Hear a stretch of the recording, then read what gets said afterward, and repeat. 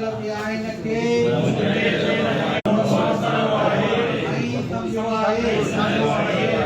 आइन जी पासदारी कंदे पंहिंजे उहिदे जो भरम रखंदे थींदड़ पेटियल इलेक्शन में बीठल उम्मीदवारनि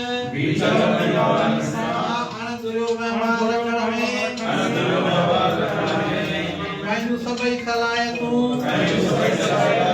कत पाणी दे बिना कंहिं मतभेद जे ख़िदमत कंदसि ऐं पेटियल जे मथियनि इदारनि जे कयल